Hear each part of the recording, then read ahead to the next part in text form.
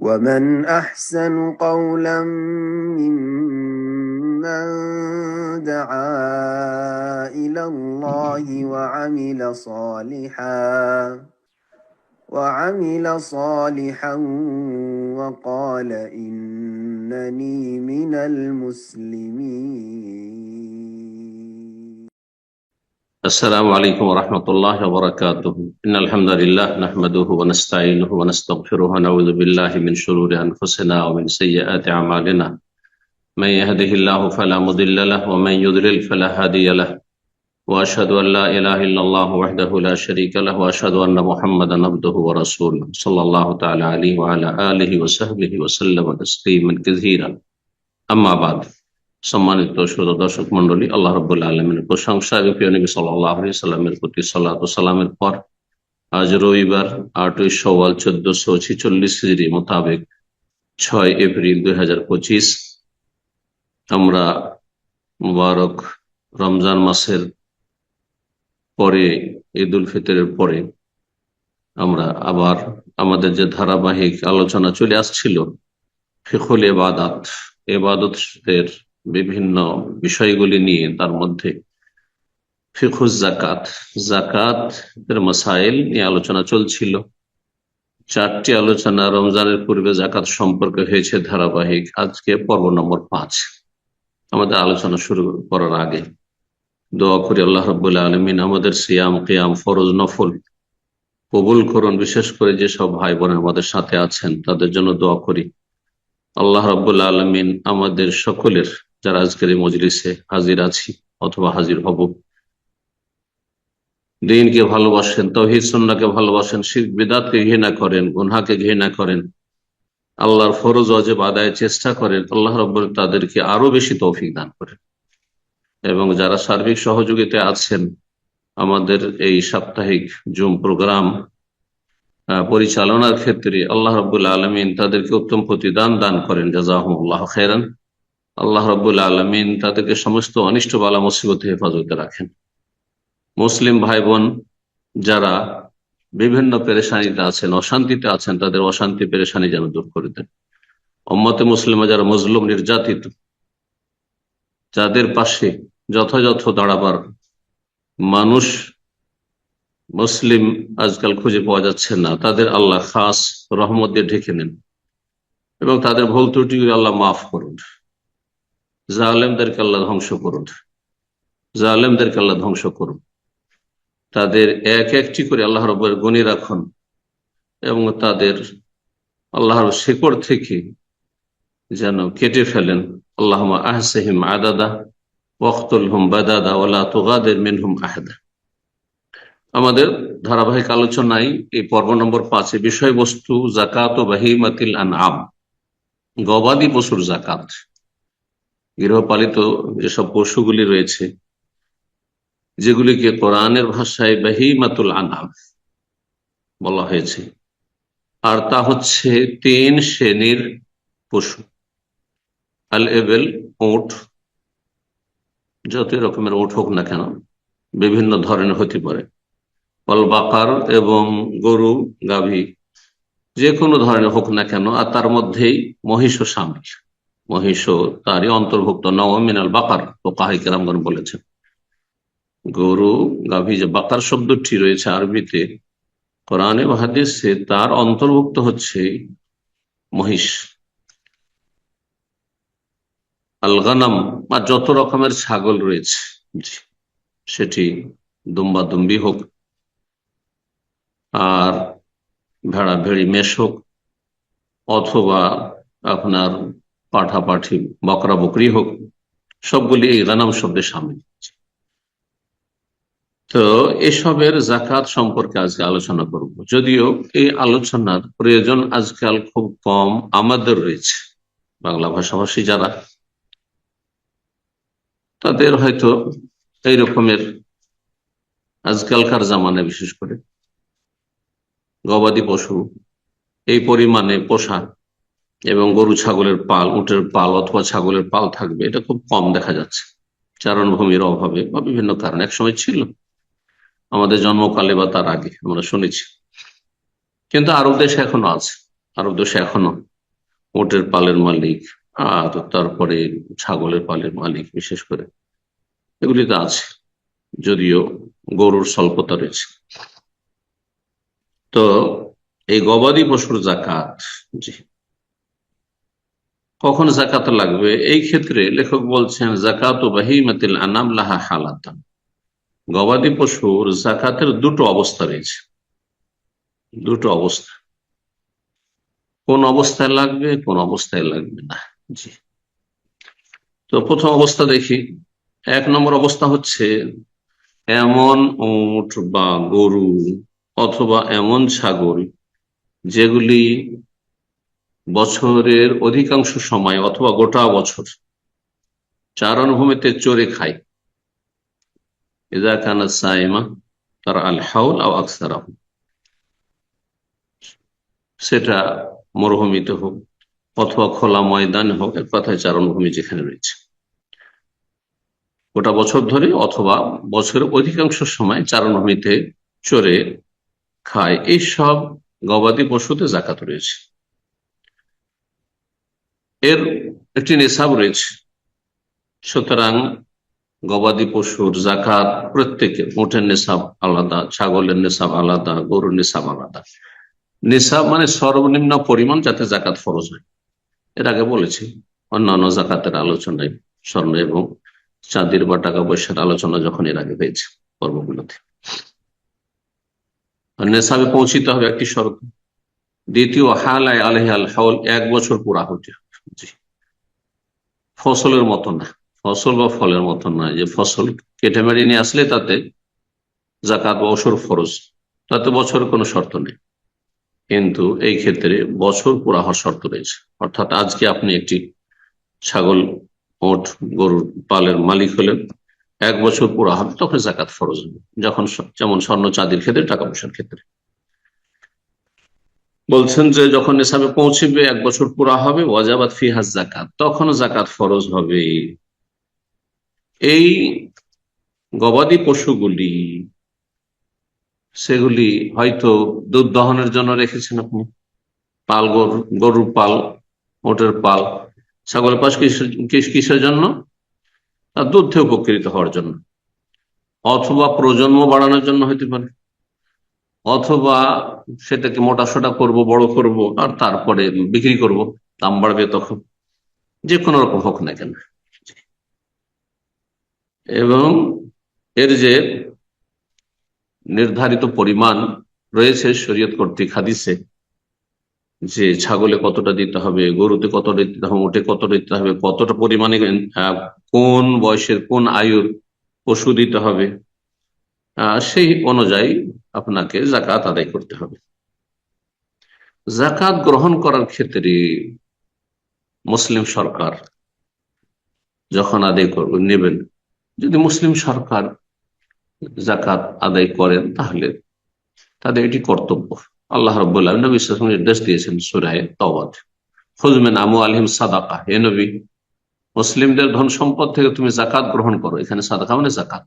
তুতাহহিরুহুম, তাদেরকে পাক পবিত্র করবে এর মাধ্যমে, তুযাক্কিহিম বিহা, তাদের আত্মার পরিশুদ্ধি করবে, ধন সম্পদকে পাক পবিত্র করবে হারাম থেকে, ওয়াসাল্লি আলাইহিম, তাদেরকে দোয়া দেবে, ইন্না সালাতাকা সাকানুল লাহুম, তোমার দোয়া তাদের জন্য প্রশান্তির কারণ। তো মুসলিম সরকার, খলিফাতুল মুসলিমিন, যদি ইসলামী আইনের বাস্তবায়ন করে রাষ্ট্রীয় পর্যায়ে, তাহলে তাদের এই অধিকার রয়েছে। আর মানবরচিত বিধান দিয়ে ফয়সালা করলে তাদের এই অধিকার। ইসলাম মানলে যখন সর্বস্তরে রাষ্ট্রীয় পর্যায়ে মানবে, তখন তাদের জাকাত চাওয়ার অধিকার রয়েছে। আর আজকালকার জামানে জাকাত নিজে বের করতে হয়।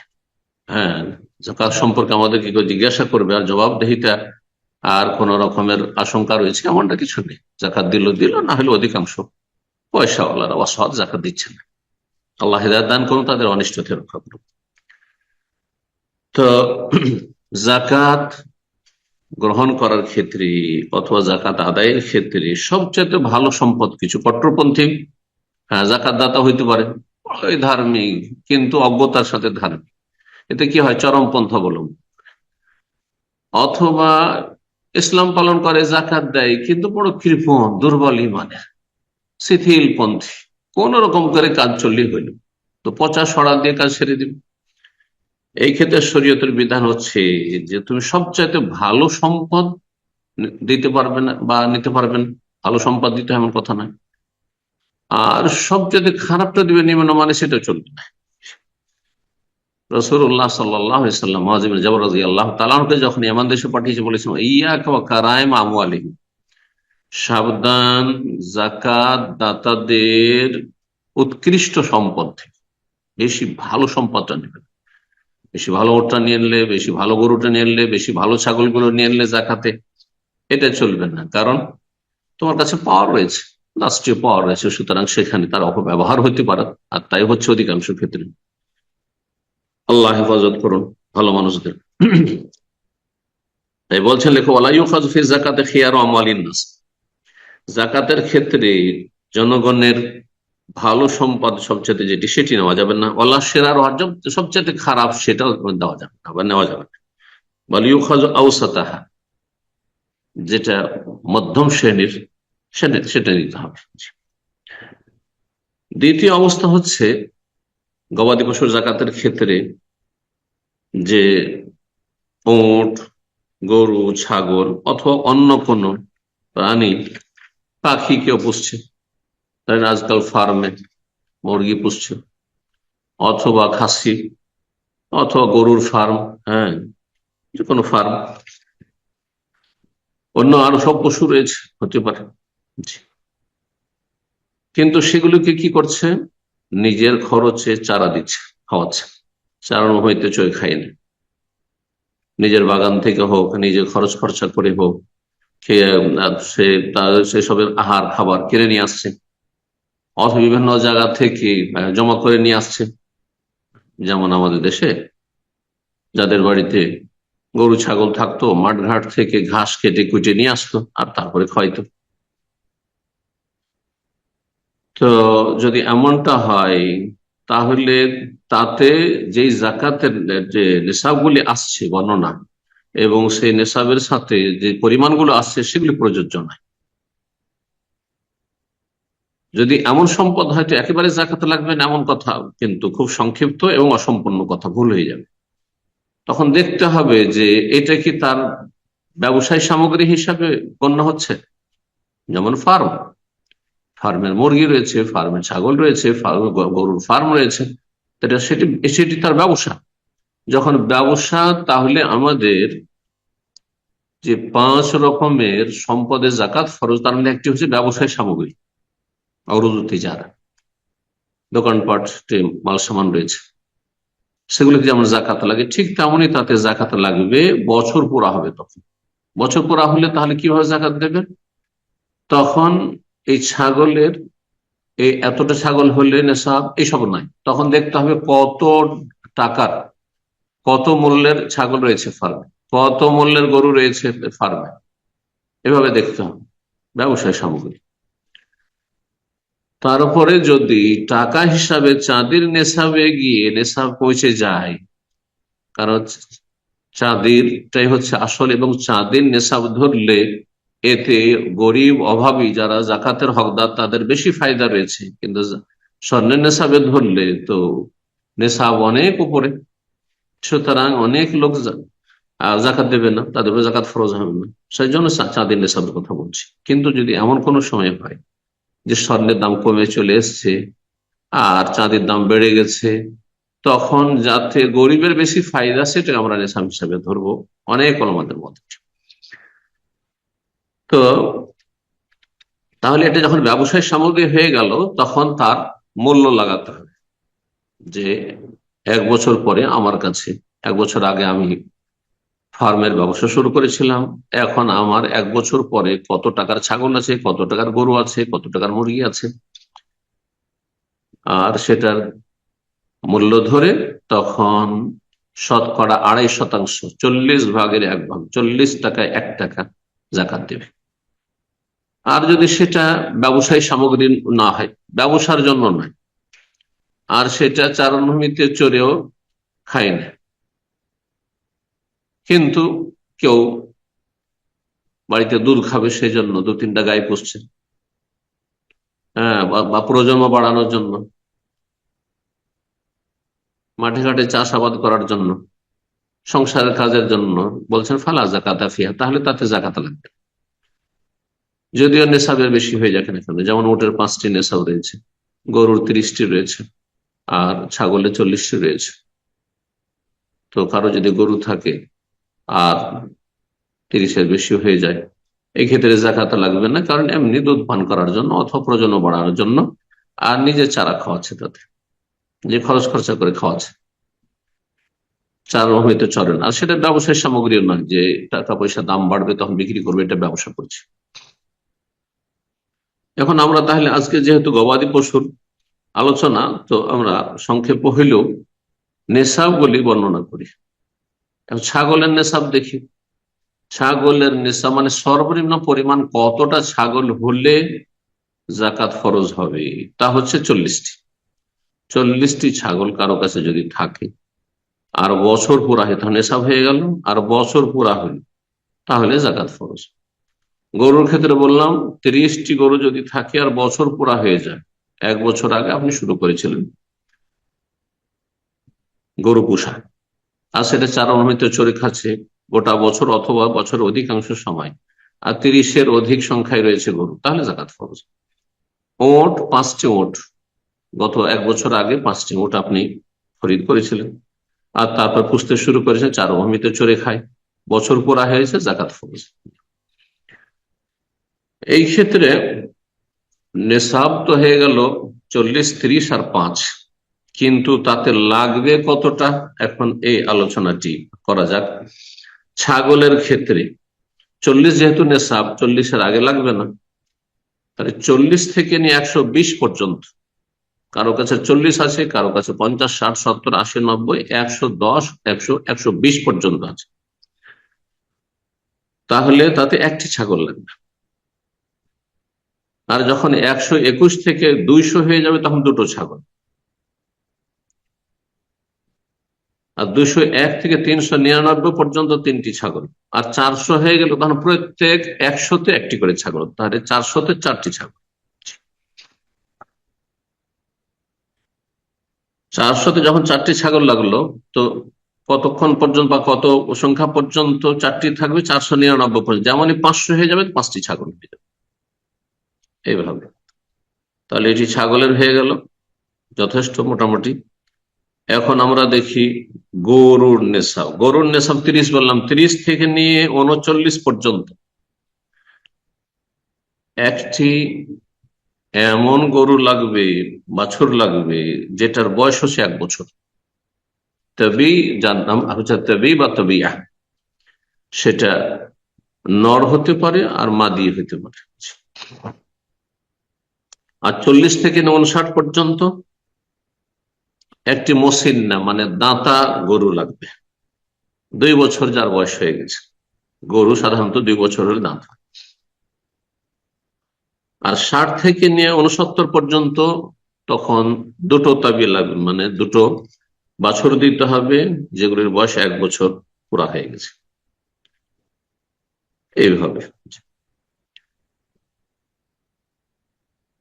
এখন ওটের নেশাবের কথা বলি। ওটের নেশাব তাহলে 5, যখন সর্বনিম্ন 5 থেকে নিয়ে 9 পর্যন্ত একটি ছাগল দিতে হবে।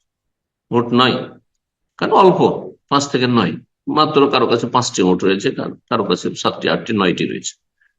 10 থেকে 14 পর্যন্ত 2টি ছাগল, 15 থেকে 19 পর্যন্ত 3টি ছাগল, 20 থেকে নিয়ে 24 পর্যন্ত 4টি ছাগল, আর 25 থেকে 35 যখন হয়ে যাবে, অর্থাৎ সর্বনিম্ন যখন 25টি উট হয়ে যাবে কারো কাছে, তখন তাকে এমন একটি উটের মাদি বাচ্চা দিতে হবে যেটির বয়স 1 বছর, 1 বছরের উটের বাচ্চা, আর সেটি মাদি হইতে হবে।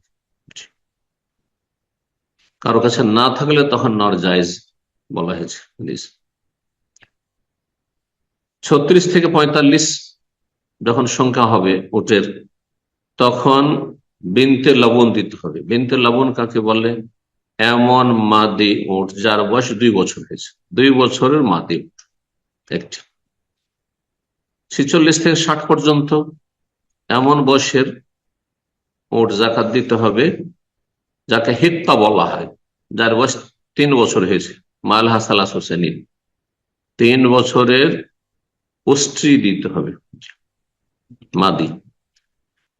61 থেকে 75 পর্যন্ত যাজা দিতে হবে। উটের যাজা হচ্ছে 4 বছরের, 4 বছর বয়সের একটি উষ্ট্রি দিতে হবে, পুরুষ নয়, মাদি দিতে হবে। 61 থেকে 75 সংখ্যা থাকলে, 76 থেকে 90 পর্যন্ত যদি থাকে উটের সংখ্যা, তাহলে 2টো বিনতে লবণ, মানে 2টো এমন উট দিতে হবে যেগুলোর বয়স 2 বছর হয়েছে, মানে স্ত্রী মাদি দিতে হবে। 91 থেকে 120 পর্যন্ত 2টো হিক্কা দিতে হবে, মানে 2টো 3 বছর বয়সের, 3 বছর বয়সী স্ত্রী দিতে হবে। এই ছিল মোটামুটি সংক্ষেপে গবাদি পশুর যাকাত সম্পর্কে আলোচনা। আর তারপরে 2-1টি মাসাইল লেখক উল্লেখ করেছেন, সেগুলি আলোচনা করা ভালো হবে। বলছেন ওয়ালা ইউখাযু ফি যাকাতি ইল্লাল উনসা, যে কথা একটু আগে বললাম যে মাদি দিতে হবে, নর চলবে না। বলছে যাকাতে উনসা নিতে হবে, মাদি নিতে হবে, তাতে ফায়দা বেশি, প্রজন্ম বাড়বে। ওয়ালা ইউজুজ যাকার ইল্লা ফি যাকাতিল বাকার, বলছেন যে নর দেওয়া যাবে না, তবে শুধু গরুর যাকাতের ক্ষেত্রে। ইবনে লবণ আর হিক আর জাজা, এগুলো যদি না থাকে, মাদি না থাকে, তখন দেওয়া যাবে। মাকার বিনতে মাখাজ, কিন্তু এগুলো তো বয়স বেশি। ইবনে লবণ 2 বছরের, হিক্কা 3 বছরের, জাজা 4 বছরের। কিন্তু কোন ক্ষেত্রে দেওয়া যাবে? বিনতে মাখাজ মিনাল ইবলি, 1 বছর পড়া হয়েছে এমন একটি স্ত্রী ফরজ হচ্ছিল তার উপর, তখন দেওয়া যাবে। কারণ মাদি ওটের মূল্য বেশি, জি, এবং তাতে ফায়দাও বেশি। অথবা এমনটা যদি হয় যে ওটের মালিকের কাছে শুধু পুরুষ ওটা রয়েছে, নর ওট রয়েছে, মাদি ওট নেই। আবিদা কানা নেশাব কুল্লাহু যকুরান, সবগুলি যদি নর হয় তখন নর নেওয়া যাবে। এই ছিল একটি মাসআলা। আর একটি মাসলা হচ্ছে হিল্লা করার মাসলা। হিল্লা, বিয়ের হিল্লা বিদাতি হানাফি সমাজের লোকেরা করে থাকে। 3 তালাক একসাথে তাদের হয়ে যায়, আর স্ত্রীকেও তো নাছোড়বান্দা ছাড়বে না, যদিও হারাম হোক না কেন তার উপর, তখন কন্ট্রাক্টে ঠিকার বিয়ে দেয়, ভাড়াইটা পাঠানি আসে, নওয়াজুবিল্লাহ। হিল্লা করে, এটিকে বলে হিল্লা বিয়ে। হিল্লা মানে বাহানা করা, চোরা রাস্তা খুঁজে হালাল করার জন্য, তাতে হালাল হয় না। কিন্তু ঠিক তেমনি জাকাতের ক্ষেত্রে হিল্লা, আল হিলা ফি যাকাত, এটা হারাম, কাবিরা গুনাহ, এবং ফরজ ত্যাগকারী এরকম অপরাধীরা।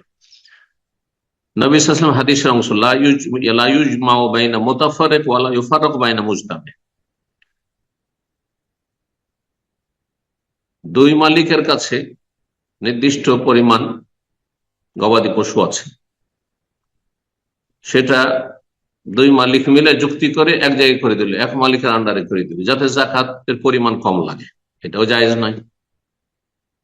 আর দেখা যাচ্ছে যে যেই সংখ্যা আছে তাতে 2টো লেগে যাবে, বেশি লেগে যাবে, সুতরাং 2 জায়গায় 2 পালে করে, 2 জায়গায় করে দিয়ে আর বলি যে আমরা 2 জন মালিক, অথচ মালিক একজন, কিন্তু রাখালকে মালিক বানিয়ে দিল।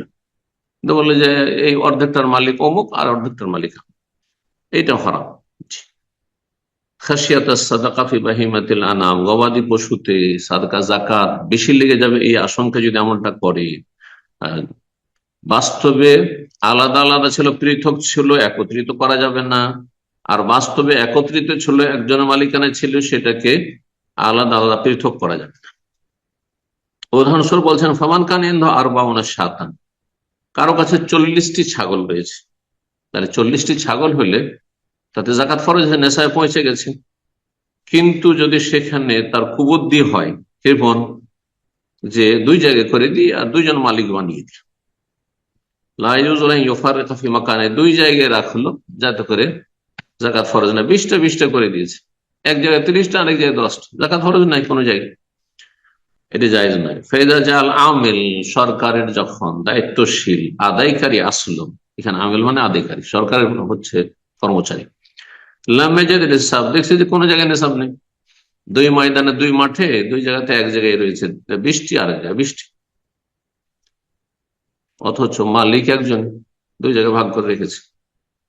এখন আর বাউনা সাত আখার মিসলাহ, অথবা আরেকটি উদাহরণ একত্রিত করার, একত্রিত করলে কম লাগছে। সেটা হচ্ছে একজনের কাছে 40টি রয়েছে, আরেকজনের কাছে 40টি রয়েছে। এইরকমই যদি তৃতীয় জন হয়, তার কাছে 40টি রয়েছে, 120টি হলো। তো 120টি, তিনজন মালিকের 40-40-40 করে, তাহলে 3টি ছাগল লেগে যায়। সেখানে সে কৃপণ যদি এমনটা করে যে এক জায়গায় করে দিই, আমরা 3 মালিক মিলে এক জায়গায় করে দিই, আর বলি যে এই 120টার মালিক একজন, তাহলে শুধু একটি ছাগল লাগছে, 2টো ছাগল বেঁচে গেল। বলছে হারাম এই কাজ।